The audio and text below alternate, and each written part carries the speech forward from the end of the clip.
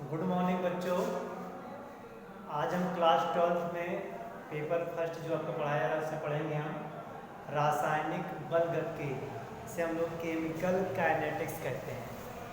और chemical kinetics क्या है, बलगतिकी क्या है, तो यह एक प्रकार से क्या है, हमारी भौतिक रसायन की वह शाखा है जिसमें अभिक्रियाओं के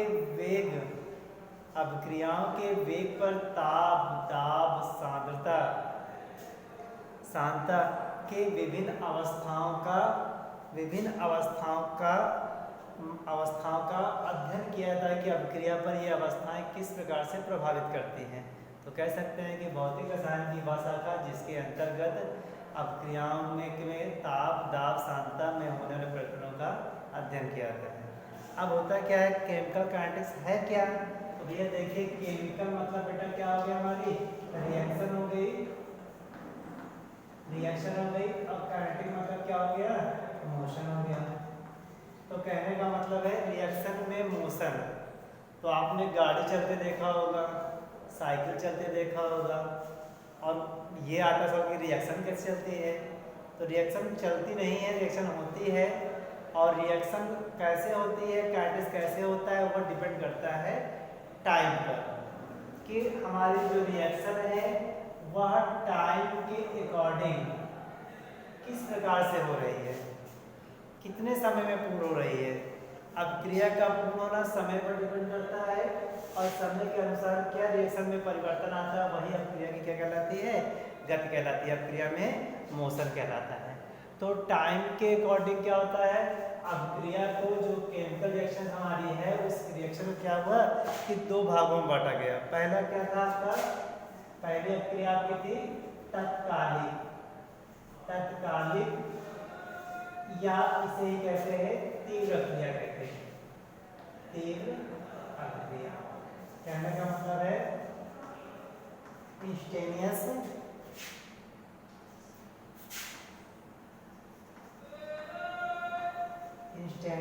और फास्ट रिएक्शन। कहने का मतलब है कि देखिए, तत्कालिक अपक्रिया क्या है कि कहा गया कि वे अभिक्रियाएं सिंपली है कि वे अभिक्रियाएं जिनका वेग बहुत अधिक होता है। कहने का मतलब है वे अभिक्रियाएं जिनका वेग बहुत अधिक होता है, जिसे मापा ना जा सके, जिसे मापा क्या कहते हैं, इंस्टेंटेनियस रिएक्शन कह सकते हैं। या कह सकते हैं कि सेकंड है कि वे अभिक्रियाएं जिनको होने में बहुत कम समय लगता है, बहुत कम समय में अभिक्रिया हो जाती है, इस समय अभिक्रिया हुई।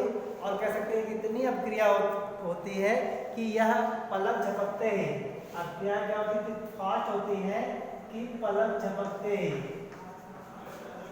कि पलक झपके अभिक्रिया हो गई। कहने का मतलब है विदिन, इसको कहते हैं विदिन ट्विंकलिंग आइज। कहने का मतलब है आंख झपकते ही पलक जैसे झपकी आपकी वैसे अभिक्रिया हो गई, फास्टली हो गई। और कहा गया कि फास्ट हो गई। तो अब होता क्या है कि जो अभिक्रियाएं होती है थर्ड नंबर, तो बहुत फास्ट कौन सी अभिक्रियाएं होती हैं, तो फास्ट अभिक्रियाएं होती है हमारी, कौन सी होती हैं, आणविक अभिक्रियाएं होती हैं। कि जो हमारी आणविक अभिक्रियाएं हैं,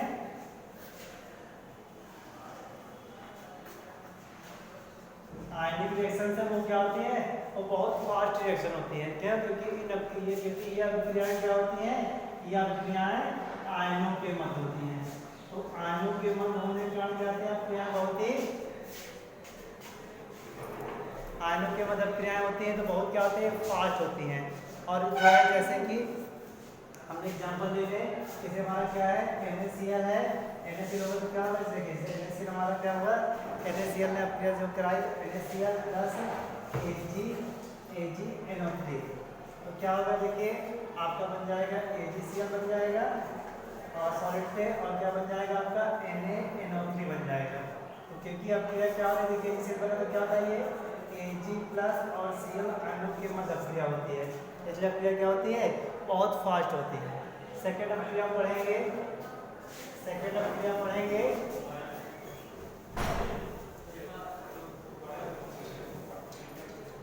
सेकंड हमारी क्रिया हमारी है मंद अभिक्रिया।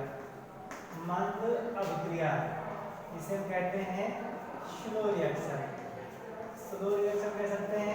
अब ये क्या होता है, स्लो क्रियाएं वे अभिक्रियाएं होती हैं पहली चीज जिनको होने में अधिक समय लगता है, अधिक समय लगता है, यानी टाइम अधिक खर्च होता है। बहुत अभिक्रिया बहुत धीरे धीरे होती रहती है तो अभिक्रिया क्या हो गई, स्लो अभिक्रिया होती है।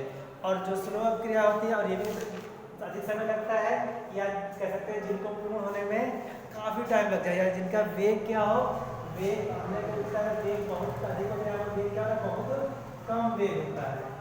जिनको कम वेग होगा तो क्या होगा, अभिक्रिया होने में अधिक समय लगेगा। तो इस कारण से और ये अभिक्रियाएं क्या होती हैं, हर नंबर है कि इनका जो हमारी जो हमारी आणविक अभिक्रियाएं होती हैं, तो आणविक अभिक्रियाएं हमारी क्या होती हैं, मंद अभिक्रिया होती है, क्योंकि आणविक जो अणुओं की मध्य क्रियाएं होती हैं उनमें बहुत टाइम लगता है।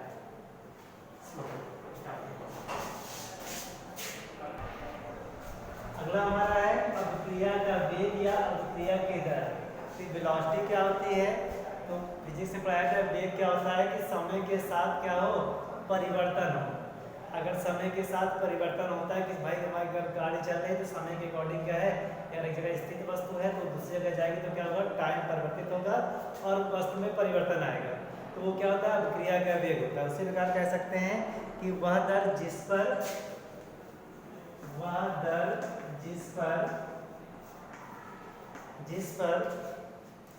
समय के साथ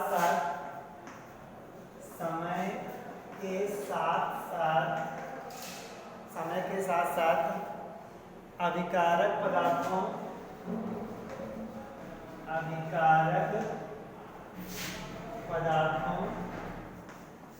के सांद्रण में परिवर्तन होता है। ठीक है, तो क्या कहलाता है, अभिक्रिया का वेग या दर कहलाती है। तो अगर समय का क्या हुआ, समय का परिवर्तित हो रहा है तो अभिकारक के सांद्रण में परिवर्तन होता है।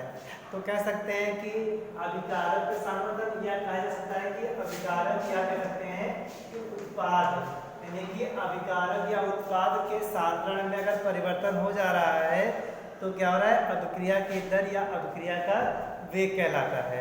तो अभिक्रिया की दर क्या होती है, तो हम देख सकते हैं ग्राफ में, जो हमारा देखिए क्या है, ये रेट ऑफ रिएक्शन है, रेट ऑफ रिएक्शन।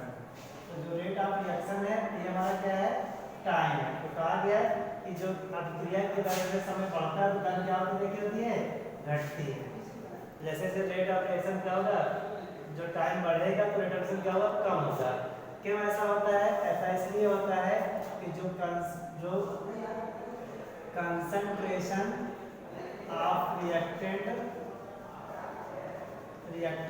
टाइम होता क्या है कि जैसे पदार्थ समय बढ़ता है तो पदार्थ की मात्रा भी सांद्रता क्या होती है, घटती है।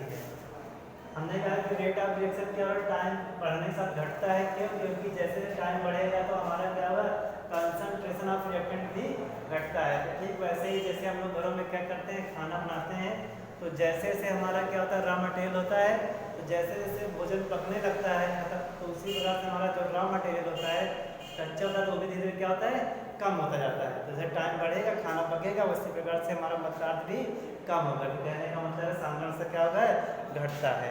तो क्या कह सकते हैं कि जो अभिक्रिया का हमारा वेग होता है, तो जो अभिक्रिया का वेग है, अभिक्रिया का वेग बराबर सांद्रण में परिवर्तन बटे समय अंतराल। तो कह सकते हैं, और ये भी कहा गया है कि अगर मान लो कि अब इस सूक्ष्म समय अंतराल, बहुत छोटा समय अंतराल dt हो और पदार्थ की सांद्रता क्या हो, dx घट रही है, तो क्या हो रहा है, अभिक्रिया की दर जो हो जाती है, देख सकते हैं अभिक्रिया की दर बराबर क्या हो जाएगा, dx/dt हो जाएगा। ये अभिक्रिया की दर हो जाएगी। अब हम देखने का प्रयास करेंगे, इसका एक एक्सपेरिमेंटल देखेंगे, इसको प्रूव करेंगे कैसे क्या होता है।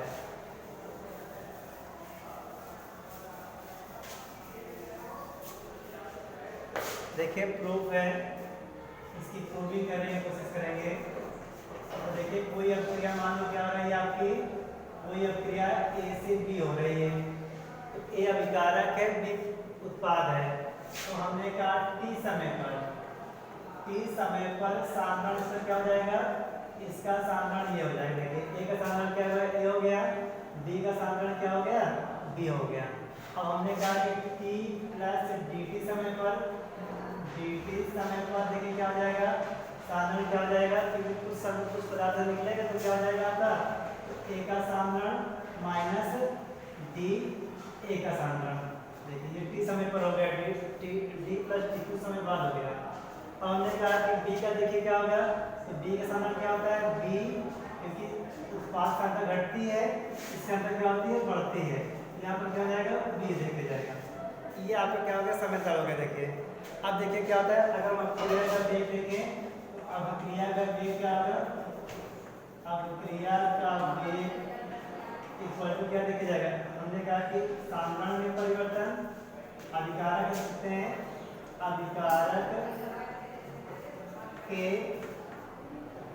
अभिकारक के साधारण में परिवर्तन बटे समय अंतराल देख सकते हैं। अभिकारक में बेटा जब क्या परिवर्तन हो रहा है, ये से क्या हो रहा है, ये घटेगा, इतना तो चेंज हो रहा है, तो क्या होगा, देखिए ए माइनस डी ए अपॉन क्या हमारा है, ए माइनस डी ए माइनस क्या हो जाएगा, ए हो जाएगा, क्योंकि परिवर्तन देखिए पदार्थ पहले प्रारंभ किया था, तो यहाँ क्या होगा, T plus D T minus T, देखिए कैंसिल हो गया, ये आपका कैंसिल हो जाएगा, तो दर क्या हो जाएगी, तो जो अभिक्रिया का वेग हो जाएगा आपका, वह अभिक्रिया का वेग हो जाएगा, अभिक्रिया का वेग बराबर क्या हो जाएगा, minus D A upon D T हो जाएगा। अब माइनस चिन्ह क्या दर्शाता है, माइनस चिन्ह दर्शाता ये है कि जैसे जैसे समय बीतता है तो अभिकारक की सांद्रता में क्या आती है, कमी आती है। इसी प्रकार देखिए उत्पाद ले सकते हैं, तो अभिक्रिया का वेग देखिए सेकंड में, देखिए अभिक्रिया का वेग या दर बराबर क्या देखिए हो जाएगा, ये हो जाएगा साधारण में परिवर्तन बटे समय अंतराल।